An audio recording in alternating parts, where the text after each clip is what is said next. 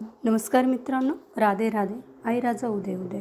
नवरात्रीच्या 9 दिवसामध्ये आपण 9 देवींची आख्यायिका, त्यांची कथा जाणून घेत आहोत. आज दिवस 5वा. आज आपण माहूरची रेणुका देवी या मातेबद्दल जाणून घेणार आहोत आणि त्यांची आख्यायिका काय आहे हेही जाणून घेणार आहोत. तर देवीचे मंदिर माहूर येथे गिरीशिखरावर आहे. मुख्य मंदिरावर चौकोनी शिखर आहे. मंदिराची वास्तुशिल्पी मूर्ती नसून तिचा मुखवटा आहे. रेणुका मुखवटा 5 फूट उंच व 4 फूट रुंद असा आहे. गाभाऱ्याने प्रवेशद्वार चांदीच्या पत्र्याने मढवले आहे. त्या द्वाराजवळ महाकाली ही शेंदूर चर्चित देवी आहे. शेंदूर चर्चित देवी रेणुका देवीची धाकटी बहीण मानली जाते.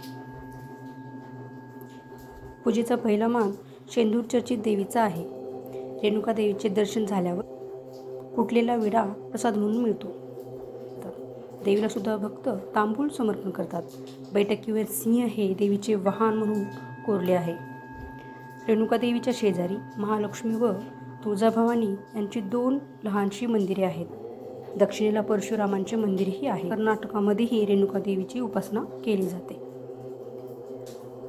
तर आता आपण रेणुका मातेच्या दंतकथेबद्दल जाणून घेऊयात. माहूरगडची श्री रेणुका देवी ही महाराष्ट्रात अनेक परिवारांची कुलदेवी तसेच 3.5 शक्तिपीठांपैकी एक आहे. श्री परशुरामांची माता म्हणूनही रेणुका मातेला ओळखले जाते. देवीचे मंदिर 13व्या शतकात देवगिरीच्या यादवकालीन राजाने बांधले असे म्हटले जाते. माहूरगडावरच श्री दत्तात्रेयांचा जन्म झाला अशी ही भाविकांची श्रद्धा आहे. रेणुका आणि यल्लमा माता ही एकाच देवीचे नाव आहे. यामागे एक आख्यायिका प्रसिद्ध आहे. रेणुका देवी प्रसेनजित राजाची कन्या होती. पुढे ती मोठी झाल्यावर राजाने तिचे स्वयंवर करण्याचे ठरवले आणि स्वयंवरात रेणुकेने जमदग्नी ऋषींना निवडले होते आणि त्यांना वरमाला घातली असा हा पुरातनात उल्लेख आहे. तर महाभारतानुसार रेणुका माता ही कमळातून उत्पन्न झाली असे मानले जाते आणि त्या हेतूने त्यांना कमली असेही म्हटले जाते. दंतकथा अशी. एकदा रेणुका माता गंगास्नान करत होती. तिथे चित्ररथ नावाचा गंधर्व आपल्या सखीसोबत जलक्रीडा करत होता. त्यामुळे रेणुकेचे मनही विचलित झाले आणि यांची माहिती जमदग्नी झाली म्हणजेच ऋषीला झाली. रेणुका आश्रमात येताच त्याने आपल्या 5ही पुत्रांना आईच्या शिरच्छेद करण्याची आज्ञा दिली. 4 मुलांनी ही आज्ञा अमान्य केली होती.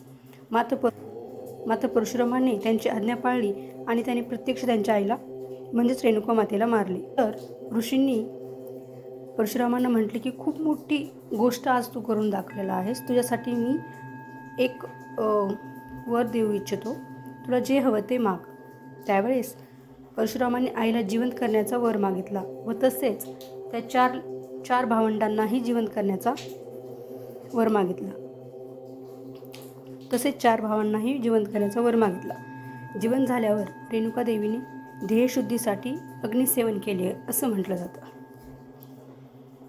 तर दुसरी दंतकथा अशी आहे की रेणुका व जमदग्नीच्या आश्रमात संपन्नता वैभव खूप सारं होतं.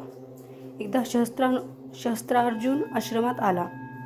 त्याला कामधेनूच्या कृपेने असलेले आश्रमातील खटकल्याने त्याने कामधेनूचा अपहरण केलं. मात्र कामधेनू हिने स्वतःचे रक्षण केले. क्रोधित राजाने जमदग्नीचा वध केला व रेणुकेला 21 ठिकाणी 21 वेळा जखमी केले. रेणुका देवीने परशुरामाकडून 21 वेळा पृथ्वी निशस्त्रीय होईल असा शाप त्याला दिला. एखाद्या पवित्र स्थानाचा शोध घेण्यासाठी परशुराम आपल्या पित्याचे शव व मातेला घेऊन तिथून निघाला. तो माहूर येथे पोहोचल्यानंतर आकाशवाणी झाली आणि त्या ठिकाणी त्याने वडिलांवर अंत्यसंस्कार केले.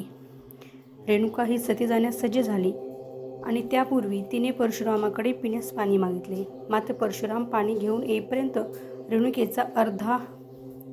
रेणुकी मातेचा अर्धाधिक देह जळून गेला होता. मस्तक तेवढे शिल्लक राहिले होते. म्हणून माहूरगडावर केवळ मातेचे मस्तक आहे असं म्हटलं जातं. रेणुकी मातेच्या वास्तव्यामुळे माहूर हे मातृभूमी बनली. देवी जगदंबा हिच्या स्वरूपाशी रेणुका देवी ही एक जीव झालेली आहे.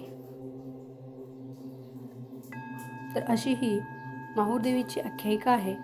तुम्हाला कशी वाटली ही कमेंटमध्ये नक्की सांगा.